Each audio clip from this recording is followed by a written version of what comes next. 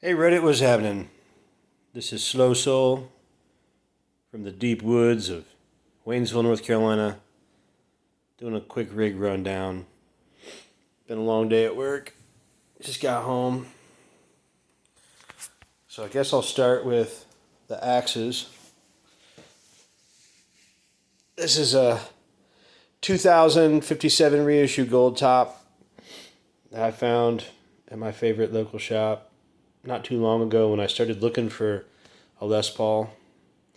It's my first Les Paul, and as far as I'm concerned, probably going to be my only one. She's a badass. This is my main axe, my number one. This is a 1995 40th anniversary American Strat in ocean turquoise. In 1999, I had one that was a 94 that was either stolen or I left it at a gig because I was too drunk.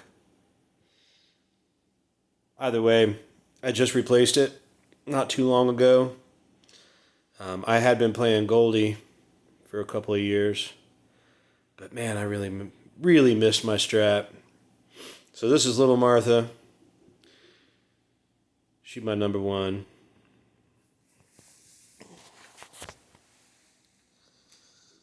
Now we'll go into amps. My amp right now that I'm using is a Vibrolux reissue. Sounds sweet, man. It's a little bit more powerful than I would want for the smaller gigs. But sounds great. Works good. It's a little bassy. Doesn't have quite the glow that a lot of the older Fender amps do. But it works fine. This is my main amp right now. This is a 1969 Fender Super Reverb. And damn, she sounds like glass bells. What a rig. What an amp. Everything about this amp, I love it. Other than the fact that I haven't put wheels on it ever. But, what are you going to do? I love the drip edge. I've always loved that look. And in my experience, there's really no difference. I mean, you can get a black face and, have that cred, that clout, but in all reality, any of these older Fender amps, if they're taken care of, they're recapped, they're retubed, they sound effing great. This one's got a blown tremolo channel right now, and at rehearsal the other night, it something happened to where it lost about 50% of its power, so I'm not going to use it tonight. They are fun to hook up together, and as you can see, that stands tall. It's a pretty mighty rig. In order to be able to play smaller gigs and not destroy people's ears, I use a Carl's Custom speaker soak. This is a 4 ohm version. It's great. It helps out a lot helps me get that tone that I like, and it doesn't destroy people's ears. There's not a lot of call for loud rock and roll here in Western North Carolina, or at least in the town that I live in. People are known to try to have conversations when they're watching music, which is the weirdest effing shit that I've ever heard of.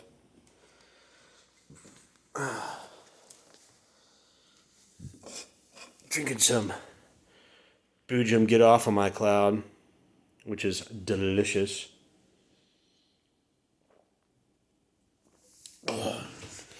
Now we'll talk about the chain. I go into an Aphelion by Spaceman. Just gives that, man, those overtones. It is delicious. They just sing. It is one of my favorite pedals of all time. And harmonically speaking, pretty unmatched in my experience. I fell in love with it the first time I plugged it in. From the Aphelion, we go into a Death by Audio Evil Filter, which is probably going to get changed out pretty soon. I've had my fun with it, and I'm kind of tired of how much space it takes up on my board. I almost want two other effects, but right now I've been having a lot of fun with it. From super blown out wild fuzz to some really interesting synthy sounds. In combination with other pedals, it does fun and interesting things. From there, we move over to a Spaceman Nebula, which is an excellent octave blender. It's versatile. There's a lot of different tones that I can get out of this guy, that especially when it's at max volume and just wringing its neck, like really squeezing out notes out of the guitar. It does really fun things. From there, I go into my Big Muff, basically, but it's the best Big Muff that I've ever played. It's a Blackout Effectors Musket, made here in Asheville. Those guys are very much missed. They were fantastic people, lovely folks to work with. I used to love going to the shop and hanging out with them. I've had this pedal now for over 10 years, maybe 9 years. Seen a lot of travel, seen a lot of states, seen a couple of countries even. Sounds amazing. Sounds like you're stepping on a landmine when it explodes. It's great. Then my analog delay, Endangered Audio Research, also another Asheville pedal. Man, this dude makes some sick fucking pedals. This guy, I absolutely love the expand feature on it. Just making wild noises.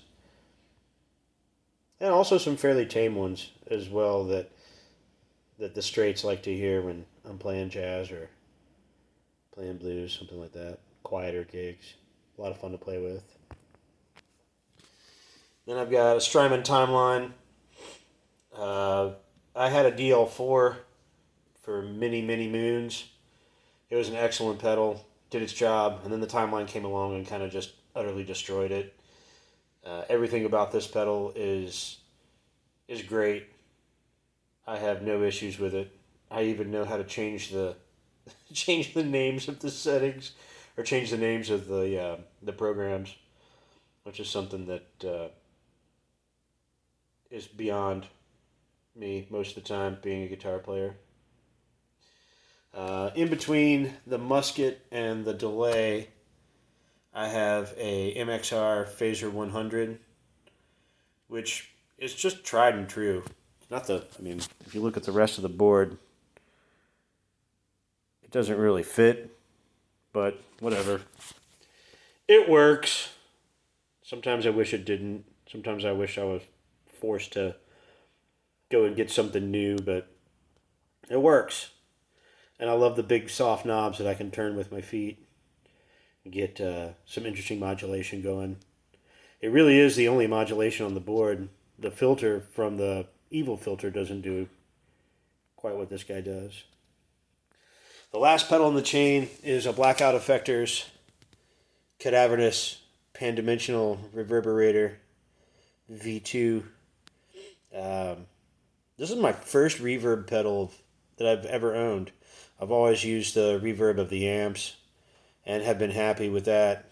And then for some reason, I wanted to try something new.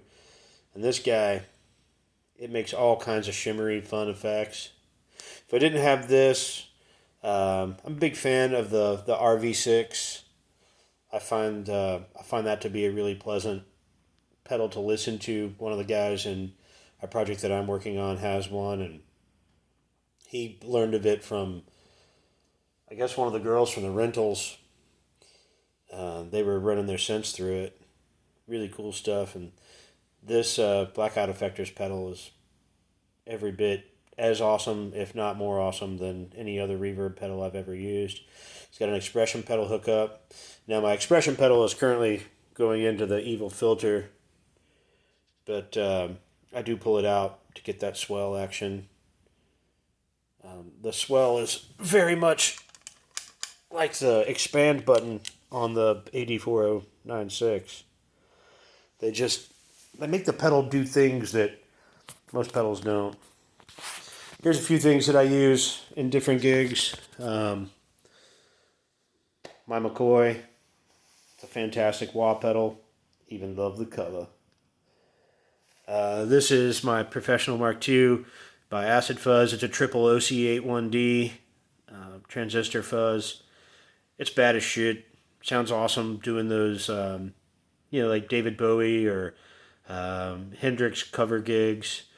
Able to get like that really hard edge, but ripping a piece of paper in the sky sort of sound.